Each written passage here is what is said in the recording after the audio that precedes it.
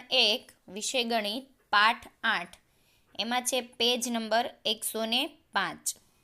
હવે એમાં છે આપણે 104 નંબરમાં જેમ જોયું એવી જ રીતે 105 નંબરમાં એવી જ રીતે જોવાનું છે। એમાં છે દશક અને એકમ।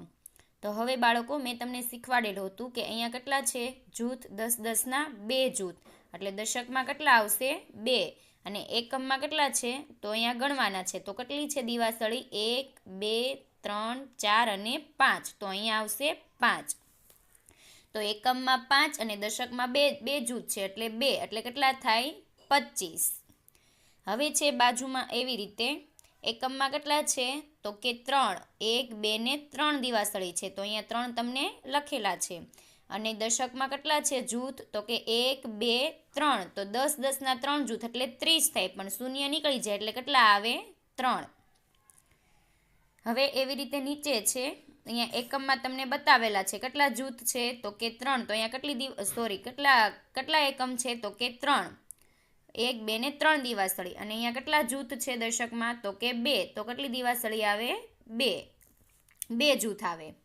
તો હવે અહીંયા 2 અને 3 બે ભેગા કરીએ તો 23, આ બેને ભેગા કરવાના છે 10 + 10 એટલે કેટલા થાય તો કે 20, અને બીજા 3 તો 1 2 ને 3 તો કેટલા થાય 23, 20 ની અંદર 3 ઉમેરીએ તો 23। હવે એવી રીતે છે અહીંયા એકમમાં 2 બતાવેલા છે, તો અહીંયા કેટલી દિવાસળી છે 2 દિવાસળી, એટલે અહીંયા કેટલા બતાવેલા છે 2, અને દશકમાં કેટલા જૂથ છે 10-10ના તો કે 1 2 3 અને 4, તો અહીંયા કેટલા લખ્યા છે દશકમાં 4। તો 10 20 30 40 અને પછી 2 તો કેટલા થાય તો કે 41 અને 42, તો અહીંયા જવાબમાં આવશે 42। તમારે આ બે ભેગા કરીને અહીંયા લખી નાખવાના। જો તમને આમાં સમજ ના પડે તો સિમ્પલ રીતે 4 અને 2 ભેગા કરવાના એટલે 42, એવી રીતે લખવાના। હવે છે અહીંયા આપણને શોધવાનું કીધું છે દશક અને એકમ, દિવાસળી ઉપરથી શોધવાનું છે। તો પહેલા આપણે એકમ જોઈશું, કેટલા એકમ છે તો કેટલી દિવાસળી છે છૂટી તો કે 1 2 3 4 5 અને 6, તો એકમમાં આવશે 6। હવે આ 10-10ના કેટલા જૂથ છે દશકમાં તો કે 2, તો 10 + 10 એટલે કેટલા થાય 20, અને પછી 6 એકમ અંદર 6 ઉમેરવાના, 6 દિવાસળી 20 ની અંદર, તો કેટલી થાય 26, 20 પછી 21 22 23 24 25 અને 26, તો એકમમાં આવશે 6 અને દશકમાં 2 જૂથ છે એટલે આવશે 2, તો 20 + 6 એટલે 26, તો અહીંયા લખવાના 26 ને અહીંયા 2 અને 6 લખી દેવાના। હવે એવી રીતે અહીંયા પણ આપણે દશક અને એકમ શોધવાના છે દિવાસળી ઉપરથી। હવે જો બાળકો અહીંયા એકમ કેટલા છે તો ગણવાના છે 1 2 3 4 5 અને 6, તો કેટલી દિવાસળી થઈ તો એકમમાં લખવાની છે 6। હવે આપણે દશકમાં જૂથ ગણવાના છે, 10-10ના કેટલા જૂથ છે તો કે 1 2 3 અને 4, તો અહીંયા દશકમાં આવશે 4।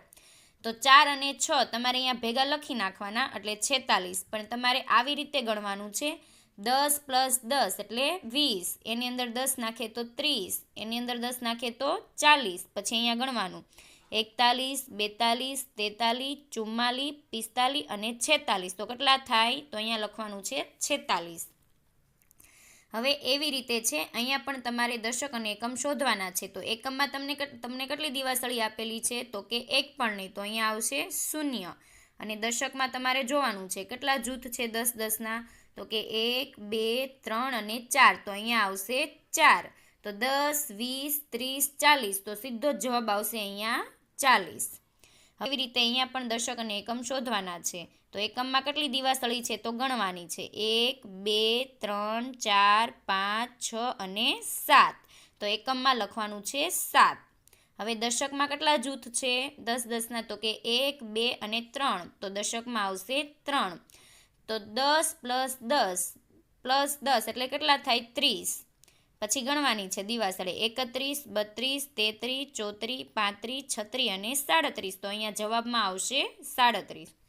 એવી રીતે અહીંયા પણ દશક અને એકમ શોધવાના છે। પહેલાં આપણે એકમ ગણીશું 1 2 3 4 5 6 7 8 અને 9, તો કેટલી દિવાસળી થઈ એકમમાં 9 દિવાસળી, તો એકમમાં આવશે 9, અને અહીંયા કેટલા જૂથ છે 10-10ના તો કે 1 2 ને 3, તો અહીંયા આવશે 3, તો તમારે સિમ્પલ જ છે, 39 તમારે અહીંયા લખી દેવાના છે. 10, 20, 30, 30ની અંદર 9 ઉમેરીએ તો કેટલા થાય? તો કે 39. તો એ તમારે અહીંયા જવાબ મળી જશે. હવે છે એકમ જોવાનું છે. આપણે અહીંયા કેટલી દિવાસળી છે? તો કે 1, 2, 3, 4, 5 અને 6. તો અહીંયા લખી દે એકમમાં 6 અને 10, 10ના જૂથ ગણવાના છે. 1, 2, 3 અને 4. તો કેટલા અહીંયા આવશે દશકમાં? 4. તો 10, 20, 30, 40 અને 40ની અંદર 6 નાખે તો કેટલા થાય? તો કે 46. તો આવી રીતે તમારે ગણિતના પાઠ્યપુસ્તકમાં પેજ નંબર 105 તમારે પૂર્ણ કરી દેવાનું રહેશે. હવે આપણે નેક્સ્ટ પીરિયડમાં મળીશું.